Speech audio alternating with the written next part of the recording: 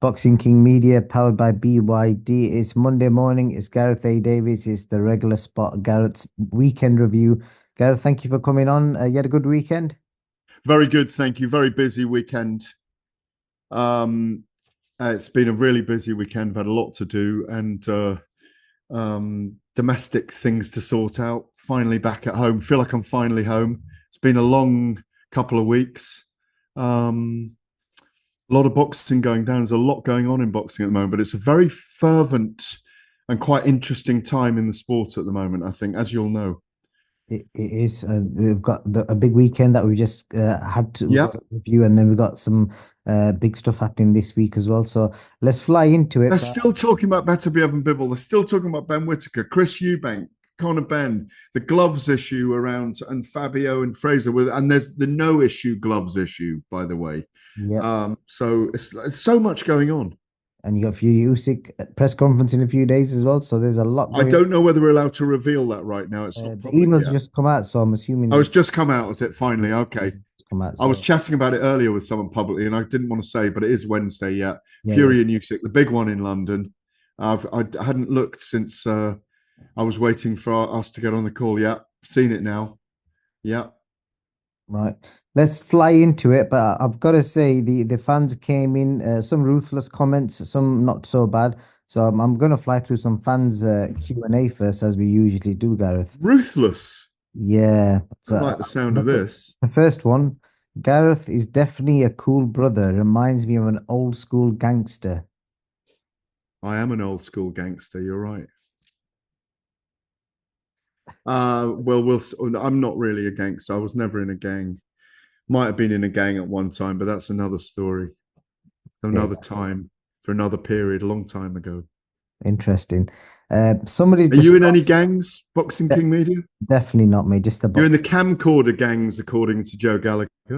Yep, just no, I'm one of his favorites, believe it or not. Every time I see I'm his sure name, you are. I'm sure he you are. keeps telling me how much he enjoys the Dominic Ingle podcast. I'm trying to get him It's on. very good, that, by the way. I've got to say, I love Dom. Sometimes Dom goes away with the fairies with his theories, right? But it always makes sense. No, no, no, no. I've known Dom a long time. I'm not being rude about him. But when he brings it back, it makes sense. And do you know who that comes from? Old Brendan. Yep.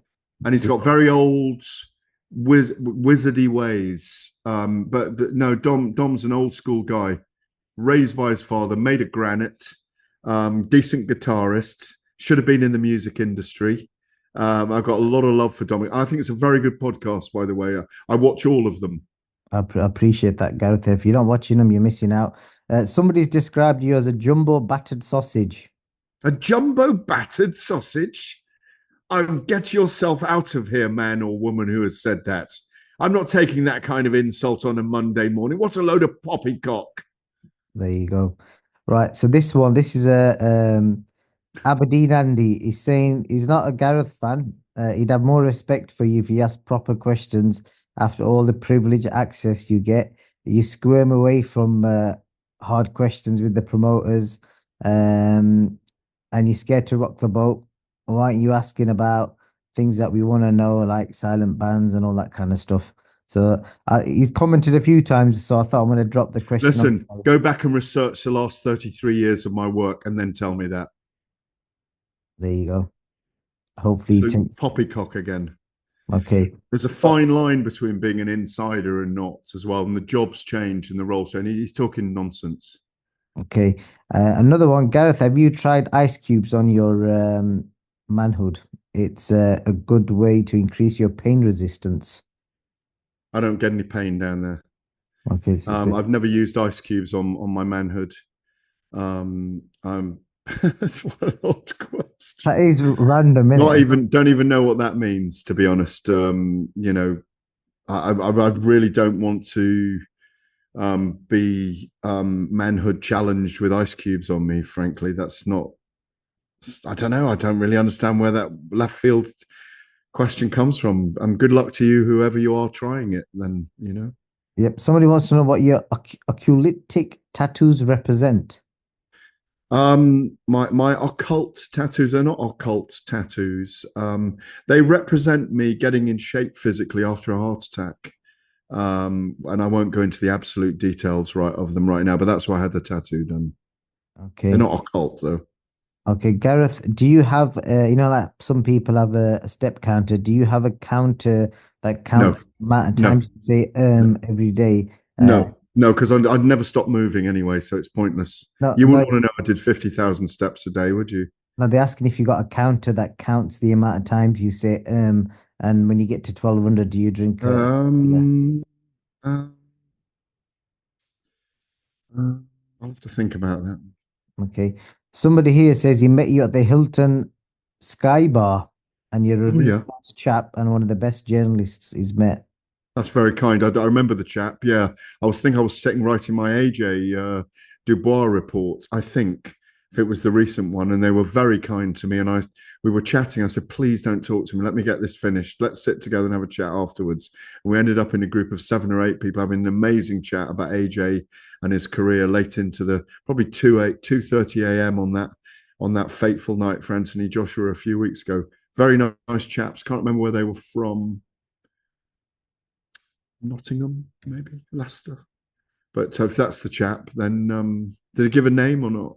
Yeah, it was Mark? Alex Motto on his username. Okay, well, thank you, Alex. It was lovely chatting to you Last one. This let's save this till the end because it kind of sums up social media and the world we live in. Why do I hate Gareth, but I still proceed to watch all his interviews? because he loves me. There you go. Hate is a very strong word, and it's just on the dividing line of love. No, I don't know whether he loves me or not, but I don't know why he hates me either. But thank you for the comment. Hate is a very strong word. Yeah, Very, very strong word. What's his name? So I mark him down in my psychological black book. it's a Who's that? username Northern Ant. Oh, well, there we go. Well done, Northern Ant. Keep it going. Yep. And if you guys have got any more questions for Gareth, because I think he does secretly enjoy these, drop them in for. No, no, I don't. It's not secretly. I think they're great fun. I think they're fantastic. I look forward to them whenever we do it. They're fantastic. Thank you, everyone, for sending them in. People are just being humorous, you know. Yep. And we got I'm it. not sure about the ice cube on the manhood, though. I'm not sure. Please don't headline I've that got a ice funny cube on the feeling you're manhood. going to try that this week, and we're going to ask you about it next week. No, I guarantee you now, 1,000%. I ain't putting any ice cubes near my manhood. All right, okay. I might even title the video that. But I think you should try it, and we'll find out from you next week what it's like. let's see, maybe we'll see if anyone's got the uh, balls to do it. There you go. There you There you go. go. You're funny So and you don't even know it. there you go, Gareth. So let's jump into the boxing. So I'm going to start with Anthony Yarde. An opponent on paper, 17-1 Latvian guy, which the pre-fight talk was like, yeah, he's just been given an easy fight, etc. But I saw some of this guy's team, and he's got same sort of people in his team that Usyk has, because I recognize some of them, some of the SNC guys, etc. So he was a serious fighter, and obviously we pretty much saw that. And I spoke to Ant because I spent the next day with him after the fight. We went to Nando's, and he was saying how subconsciously when he dropped him in his head, he was thinking it was like a mental battle of like people are gonna like criticize him if he sparks this guy out, and then he's kind of fighting that battle at the same time. This guy's putting it back on him, so a lot for him to deal with on a comeback fight, and got some tricky rounds in. What did you make of Anthony Yarde and where he kind of sits in the whole light heavyweight picture now?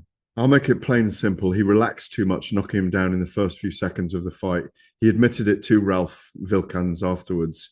And Vilkans was game 17-1. It was his record when he came. He was a strong guy, known as the Train. And I think Anthony Yarde sat back, wanted to get a few rounds in, thought, I'm going to beat this guy too easily. Sat back and he allowed Vilkans into the fight, and Vilkans was game. And in the end, Anthony couldn't find a way of getting him out of there. He won convincingly for me, 6 rounds to 4, perhaps 7 rounds to 3. But it was a tough night in lots of ways optically, because you expect him to put him away. Joshua Boatsi, who did comms for us on Saturday night for Talk Sport as well. I was obviously involved in the studio doing the broadcast. And then Boatsi to step into the ring and them to go nose to nose. But in lots of ways, it was optically poor for Anthony Yarde. Maybe a 5 out of 10, but he got the rounds in. I think he was okay about it. Probably a little bit disappointed in himself. But that fight needs to be made, and soon. And I think with Ben Shalom and boxers signing a deal with Riyadh Season as event sponsors, I see that fight taking place in Riyadh as soon as the Beterbiev Bivol rematch is announced. Interesting. Um, what, how good do you think? Do you think that was ring rust, or what do you No, no, think? he just relaxed too much. He relaxed too much, and the other guy got into the fight, and he lost momentum. And then when he tried to come back hard, Vilkans was there. He was there. He was thinking, "Do you know what? I can make a name for myself here." And now we all do. We know that Ralph Vilkans wasn't knocked out in 3 rounds by Anthony Yarde. Ralph Vilkans took him 10 rounds and stretched him, and Vilkans will get another fight now. 95% of his fights have been in Riga, Latvia, in on tiny little small hall shows. Actually, I've got to rephrase that. I don't know if they were small hall shows, so I don't know the attendances. But he's not a name that's massively familiar to us in the boxing world around the 175-pound division. But now he's made a name for himself. Indeed, he has. A quick word on a sad night for Shannon Courtney. She had like a 2 year layoff, and she said she was made false promises, etc. She got a comeback, and credit to her, she didn't come in for an easy fight. They picked a hard opponent, and that woman was like built, like she was in shape, and unfortunately for her, she lost on points. Yeah, What? very strong opponent. No, I think it was a great comeback for Shannon Courtney. She's been through an awful lot in the last 2 years. She said that. It's like she didn't want to even live a little while ago. She's still going to feel good about herself. It was a difficult fight. She admitted that she came back and should have had a warm-up fight. She was against a very strong opponent. A ditto Fran Hennessy as well against a very strong opponent in a woman who really looked so physically strong. And Fran Anna was tested as Carla well. Vaz de Mores. The Moraes, yeah, she Right. really tested. Both of them had a test. Look, Shannon Courtney will probably fight again. I was glad to see her back. I've done some very deep dive interviews with her. Not to go and watch the off the cuff that I did with her. It's on the off the cuff series on DAZN. I did it in Matchroom's offices about 2.5, 3 years ago, maybe even longer, before she won the world title and then lost it again. Um, and she's got some really serious things in the background. She used to weigh 14 stone, smoke 40 a day, was a girl racer, used to take drugs. I think she took drugs, but she used to drink loads. That's right. And she's really changed her life, and she's out there, and she's very open about her mental health issues. And I think that's great for us, for women coming into the sport, and for people in general that hear that story. Indeed. A word on Fran Hennessy. I spoke to her dad. He was so proud of her as well. Mick was celebrating late on Saturday night, and there was a bit of a baptism of fire because they put her in with a woman basically, because Fran's still a teenager fighting a built-up woman who looked a lot bigger than him, and basically brought all the smoke. No, that's what I said. That when I saw them off against each other on Friday in Shoreditch, she looked so physically strong compared to Fran, who's still, a girl coming into war. She's 19 still, Fran, or 20 maybe. Something like that. Um, and her opponent was 5-0 and undefeated, looked very, very strong. You could see her abs. Very hench fighter, even though she was the same height as Fran. And I thought she boxed brilliantly against her.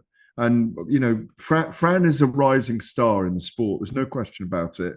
It was always a shock to the system when Mick Hennessy's beautiful young daughter took up boxing, probably much against his wishes to begin with. But she's so talented, and she's done cover of magazines recently in the last couple of weeks. She's got it all. If she can really produce in the ring, she's going to go on to be a big star in the women's sport. Did you agree with the scorecards for Dan Aziz and Lewis Edmondson? No, I had Dan Aziz just winning, but it's a really hard fight to score. As I kind of jokingly said at the time, it was a fight that seemed to go on for about 5.5 days while you were watching it, because it was so hard to score. It was a very scrappy affair.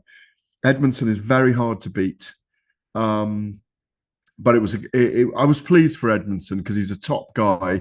But poor old Dan Aziz had 2 losses and a draw now in his last 3. I think he was a little bit hard done by the judges, but very, very difficult fight to score. What next for Dan Aziz? Do you think he should carry on, or I'd love to see him against Lyndon Arthur? That's a fight I don't hope you don't miss out on. Yeah, I agree with that. Mm. Lyndon Arthur, we was hoping to see him get back in the W column to get his career back on track on Saturday night, but and I'd said, I don't know if I said publicly, but I certainly said privately in chats that I thought Edmondson was a really difficult opponent because of his style. He's so awkward. He switches. He does unorthodox things, and that unorthodoxy won Edmondson the fight on the night. Dan needs to get in there and have a fight with someone. He likes to have a fight. But I think Lyndon Arthur might be a tricky opponent the way he fights as well. So, but it's a fight I definitely like to see. I agree with you, Boxing King Media. Okay, and let's talk about the main event. Ohara Davies has told everyone post fight that that's the best he's ever felt. You know, again, I spent the day with him after the fight, and he said that was even though he hated training camp, he goes he did not cut any corners, and physically that was the best shape he's ever been in. And he, in his words, he said Adam Azim was the best fighter he's fought out of everyone he's fought. Yeah, well, he's passing on the baton, isn't he? Passing on the torch. He was the elder guy in the gym when Adam was a young child, 8 years old in the Peacock gym all those years ago, and he was 10 or 11 years older. And Adam's kind of partly come up in his shadow. A very difficult time for him, deciding to walk away from the sport. He's a great character. I think there's a lot of love for him and a lot of interest for him in the sport. But what you can't take away is that he had a lot of valiance in that fight. It was a very valiant performance, rather. But Adam Azim didn't do a thing wrong. He was barely caught. His composure was brilliant. His timing and his shot selection were extraordinary. His command of range was brilliant. And he's going to need that as he moves on. So Ohara was that crossroads test for him. And he did very, very well. For me, Ohara gave all he had left. And Adam got a 9 out of 10 for me from that performance. It really was very, very good. He's going to need it in that 10-stone division because it's a division of killers, not least Dalton Smith here, Regis Prograis fighting Jack Catchell next weekend. Jack Catchell's in that division. Josh Taylor, if he still boils down. And then you've got Devin Haney, Tio Lopez, Liam Parrow, all the champions with the belts at the moment. So it's an extraordinary division. And you might even get Javonte and Shaka Stevenson in that division soon as well, not to mention Ryan Garcia. That's not a bad division, is it? It is a crazy division. I was looking at Adams on a boxer account and official rankings, but they've got him now at number 13 in the world.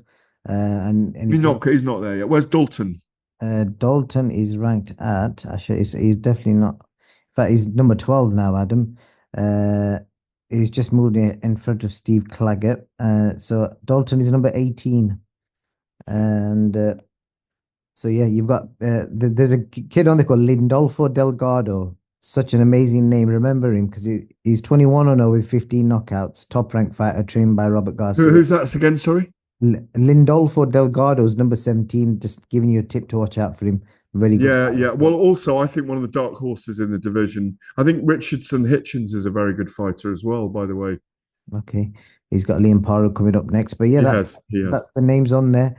So a fascinating list. But before this fight, I remember a lot of people are saying, Dalton Smith is the favorite in a potential Azim Smith fight. How do you now see it after his performance? Dalton Smith still marginal favorite. I see Adam dangerous early in the fight, and I see Dalton dangerous later. Obviously, Adam's hand speed really speaks out to you in terms of seeing the silhouette moving, but Dalton's a very dangerous. I describe him as a guy who fights with two meat cleavers in his hands, two axes. Very much like a Viking, and he's a very dangerous fighter. It's a great fight. I mean, I'd love to see it next, but I'm not sure it will happen next. Is it like a 60-40 or 55-45? How do you see it? 55-45. Okay, so there is very close because very close, very close. Okay, interesting. They said Adam might be fighting in December again. Well, that's good. Keep him busy. Keep him busy. It's good. He's got momentum. I want to quickly talk to you about Tyson Fury. USYK press conferences on Wednesday. What kind of Tyson Fury will we see, Gareth?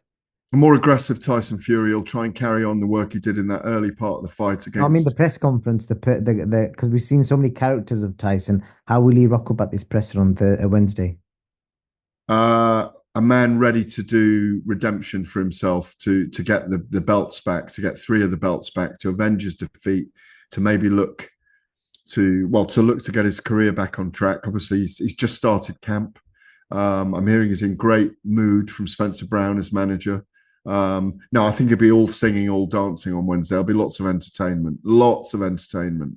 But he will have a lot of respect now for Alexander Usyk, even though the things he says don't always come across as respectful. He'll be selling it like he always does. He'll make it the Tyson Fury show. You watch. Yeah, that's what I was going to ask you. Do you think he'll be reserved or will he just? No, no, he loves to be in front of the camera. He loves it. Well, I might be wrong, but I imagine he's going to be looking to sell it. He's going to get paid handsomely for the rematch. He'll want to win it. I think they'll do a trilogy if he does win. But yeah, looking forward to seeing them. Really looking forward to it. Gareth, And you. yep, as always, a pleasure. I shall see you Wednesday.